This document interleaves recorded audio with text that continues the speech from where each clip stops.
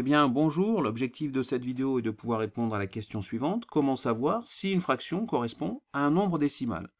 Cette vidéo s'inscrit dans un cours de seconde en mathématiques sur les nombres.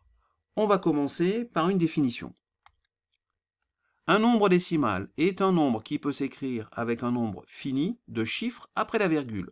Par exemple, 15,484 est un nombre décimal, on a 3 chiffres après la virgule.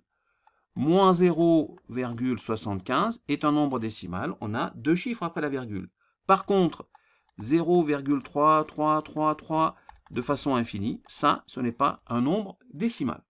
On va voir maintenant une propriété qui va nous permettre de déterminer si notre fraction correspond ou pas à un nombre décimal.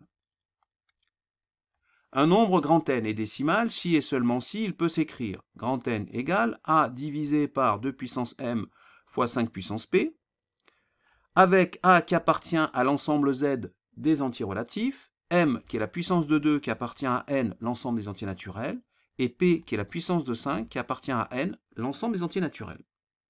Alors, que veut dire si et seulement si? En mathématiques, cela traduit ce que l'on appelle une équivalence, c'est-à-dire une double implication. Première implication, je sais qu'un nombre grand N est décimal, alors je peux en déduire qu'on peut l'écrire comme ça. L'implication va dans ce sens-là. La deuxième implication, je sais que j'ai un nombre grand N qui s'écrit sous cette forme-là, A divisé par 2 puissance M fois 5 puissance P, alors je peux en déduire que ce nombre est décimal. Je vais donc dans ce sens-là. Et c'est ce sens de l'équivalence, c'est cette implication-là qu'on va utiliser dans les exemples. Je vais commencer avec 11 vingtièmes. Alors, 11 vingtièmes, c'est égal à 11 divisé par 4 multiplié par 5, c'est-à-dire au dénominateur, je vais donc me retrouver avec 2 puissance au carré fois 5 puissance 1. J'ai donc ici au dénominateur puissance de 2 et une puissance de 5. Je peux donc en déduire que c'est un nombre décimal. D'ailleurs, si je veux faire ça à la calculatrice, j'obtiens 0,55. C'est bien un nombre décimal. Alors maintenant, on va faire l'exemple 13 16e. 13 16e, ça fait 13 sur 2 puissance 4. Mais je peux dire que c'est 2 puissance 4 fois 1. C'est-à-dire 2 puissance 4 fois 5 puissance 0. Je rappelle que la puissance de 2 ou la puissance de 5 doit appartenir à n, c'est-à-dire que 0 est une puissance possible. Je me retrouve encore avec une puissance de 5 et une puissance de 2. Je peux donc en déduire que c'est bien un nombre décimal. 13 16e correspond à un nombre décimal. Et si je tape cette fraction à la calculatrice, j'obtiens 0,8125. Alors, je vais faire maintenant l'exemple suivant, 14 25e, c'est-à-dire 14 divisé par 5 au carré, et je peux rajouter multiplié par 2 puissance 0, je rappelle, qui est égal à 1. J'ai bien encore une fois au dénominateur une puissance de 5 et une puissance de 2. Je peux donc en déduire que 14 25e est bien un nombre décimal, et si je tape cette fraction à la calculatrice, j'obtiens 0,56. Je vais prendre maintenant l'exemple 17 15e. Alors 17 15e, ça me fait 17 sur 3 fois 5. Mon dénominateur est composé du produit 3 fois 5. Or là, je n'ai pas de puissance de 2, je n'ai qu'une puissance de 5.